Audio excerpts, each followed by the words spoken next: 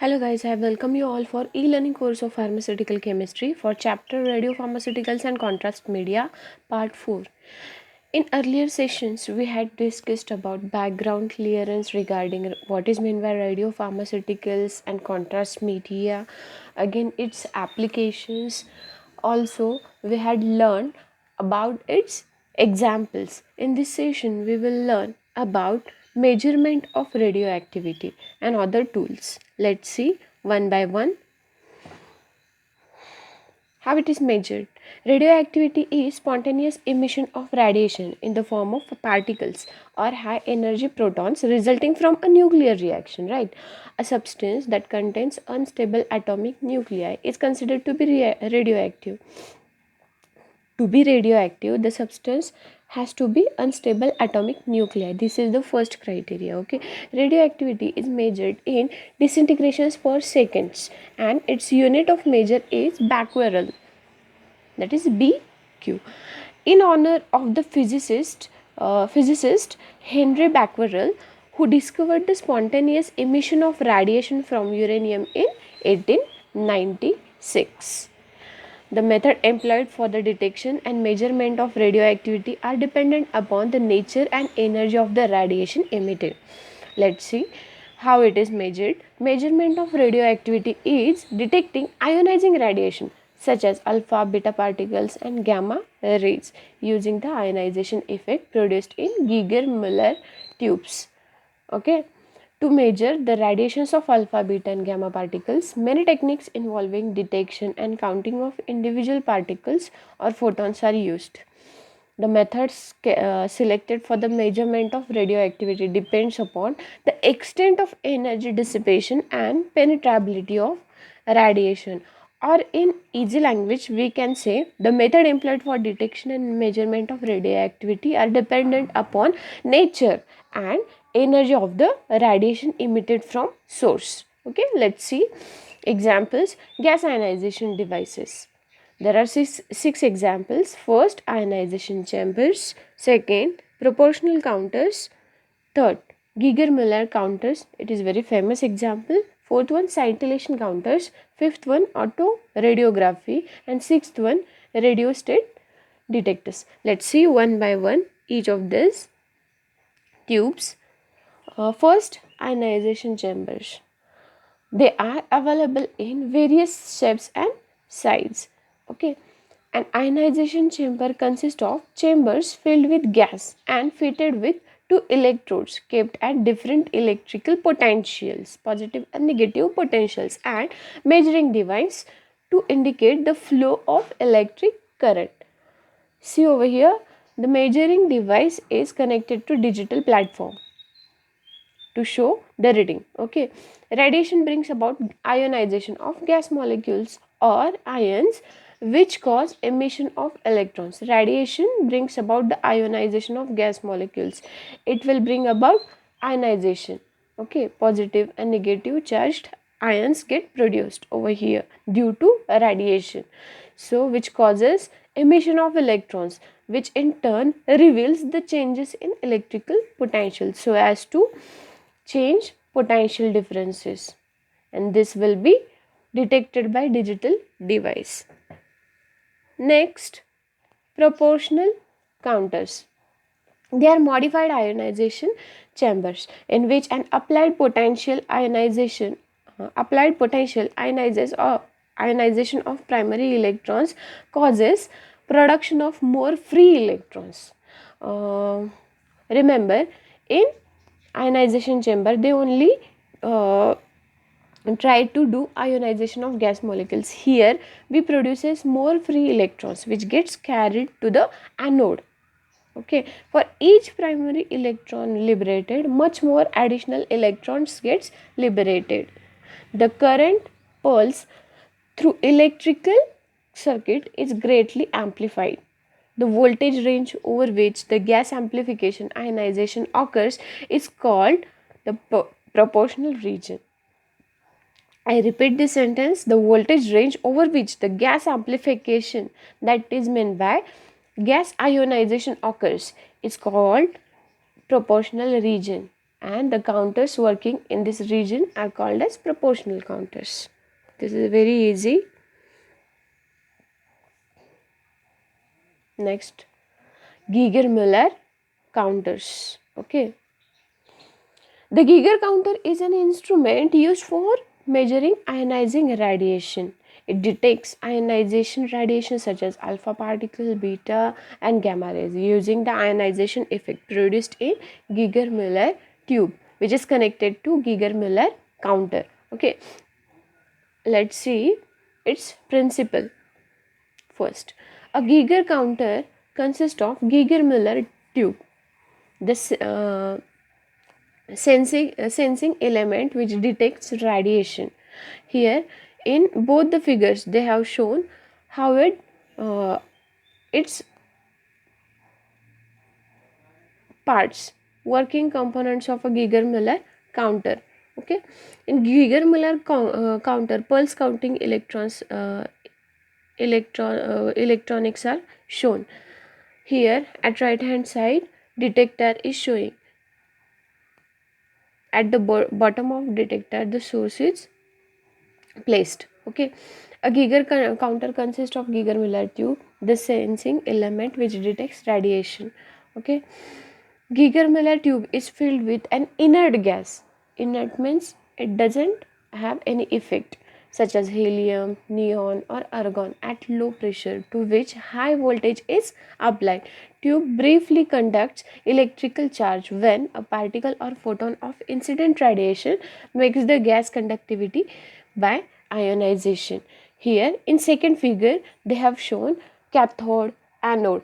Cathode means negatively charged electrode and anode means positively charged electrode. Here they have also shown how this Geiger-Müller tube is connected with amplifier or and counter.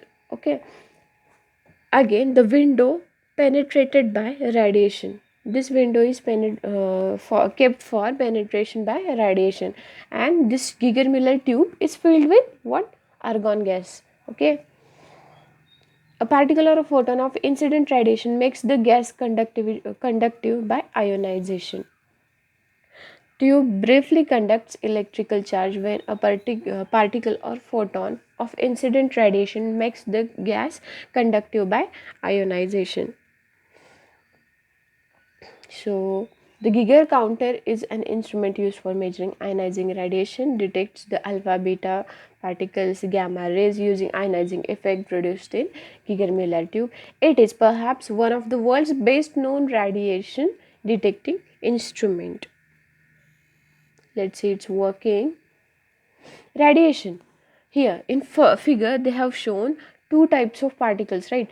First is blue, second one red, third one orange, and fourth one yellow. They have shown, four types of ball like structure. Radiation, it is shown in dark blue, is moving about randomly outside the detector tube. Okay, some of the radiation enters the window, gray, at the window is showing as gray at the end of the tube. Okay, so radiation comes into tube. When radiation crashed the gas molecule in the tube, this is shown as orange color. It causes ionization of that gas, right? Some of the gas molecules are turned into positive ions. That is, they have shown it as red and electrons as yellow. The positive ions are attracted to the outside of the tube, light blue. The electrons are attracted, or negatively charged ions attracted to metal wire, that is red, running down the inside of the tube, maintained at a high positive voltage. Many electrons travel down the wire, making a burst of current in a circuit connected to it. Many electrons travel downside to the tube and the wire, making a burst of current in a circuit connected to it. Applications, let's see. Applications of Geiger-Müller tube for the detection of alpha and beta particles. Secondly, it is used for to detect radioactive rocks and minerals which are present in mines in the course of mineral prospecting or as a mineral collector. Third one, to check for environmental levels of radioactivity. This is very important point, to check or for checking the environmental levels of radioactive material. As we all know, radioactivity or the radioactive material is harmful, so to check environmental levels. And fourth one, for fire and police first responders to analysis for making an initial determination of radiation risk. Okay, this is all about Geiger-Müller counter. Next one is scintillation counters. Scintillation counters for gamma counting. When radiation is incident on certain substances such as phosphor, a flash of light is given out. It thus becomes possible to measure alpha, beta and gamma radiations by scintillation detectors, provided the detector has been suitably modified for the type of radiation to be measured. Okay. The scintillation counter consists of a cell, a photomultiplier tube, which is coupled with phosphor or fluorescent material to convert scintillation into electrical pulses, amplifier and scalar. And next slide we'll discuss how it looks. Scintillation counter is an instrument for detecting and measuring ionizing radiation by using excitation effect of incident radiation on a scintillator material and detecting the resultant light pulses. Here in figure they have shown high energy photon or beam of light, ionization track, again scintillation, vibrational currents, photocathode, which is placed at first of this column, focusing electrode, primary electrode, secondary electrodes, diode, anode, connector pins and photomultiplier tube. It is also called as PMT.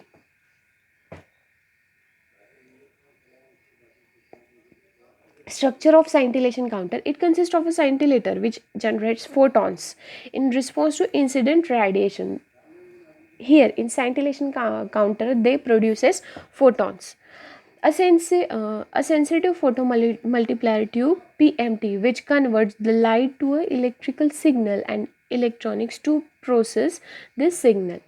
Scintillator consists of a transparent crystal, okay, transparent sheet of crystals, usually a phosphor, plastic or organic liquid.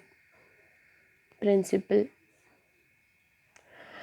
when high energy atomic radiations are incident on a surface coated with some fluorescent material like phosphorus and all, then flashes of lights are produced. Here they have shown diagrammatically atomic radiations comes on or strikes to scintillator.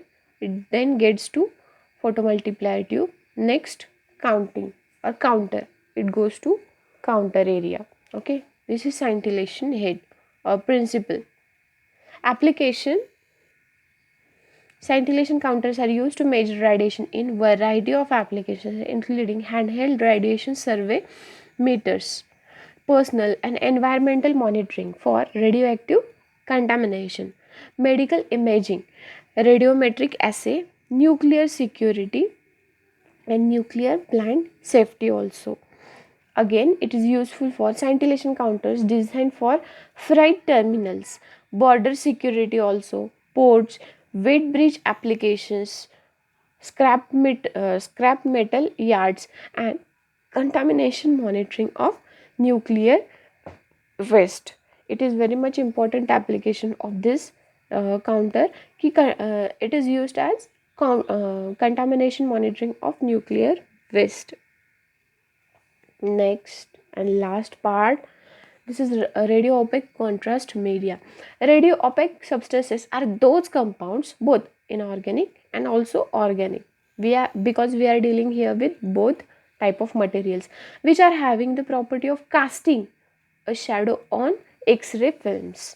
Casting a shadow on X-ray films. This is the meaning of opaque contrast media. These compounds have the ability to stop the passage of X-rays. Opaque means to restrict something, right? So these compounds have the ability to stop the passage of X-rays and appear opaque on X-ray examination. Barium sulfate is the first example. Let's see formula BaSO4. Preparation method. For pharmaceutical purposes, barium sulfate is prepared by treating an aqueous solution containing barium ions with solution containing sulfate ions BaOH twice plus barium hydroxide plus H2SO4, that is sulfuric acid. They'll convert it into barium sulfate with liberating two molecules of water BaCl2, barium chloride plus sulfuric acid. It will give us barium sulfate along with two molecules of hydrochloric acid. The precipitated salt is washed, dried and screened. Second, it is also prepared by the action of dilute sulfuric acid on BaS. BaS plus H2SO4, BaSO4 plus H2S gas. Properties of BaSO4, barium sulfate. Heavy. It is heavy one. Second, fine white bulky powder. It is odorless, tasteless, free from grittiness or gritty particles. Insoluble in water. It is insoluble in water. It may be solubilized by fusing with alkali carbonates. Okay, solubilization purpose. For solubilizing purpose, it is fused with alkali carbonates. Let's say its uses. It is used as a diagnostic drug which is used medicinally in X-ray examination. Next, it is administered by enema before X-ray examination in the form of barium meal to make intestinal tract opaque to X-rays so that it can be photographed. These are the list of important questions from this radiopharmaceutical and contrast media chapter. We have seen 4 parts. This chapter in 4 parts. First part shows us about or learned in first part we learned about its background, its definition, what it means and all. The second part consists of its applications. Third part consists of its examples, and fourth part is consist of its measurement, how it is measured. So these are the list of important questions. Just go through it and best luck. Thank you.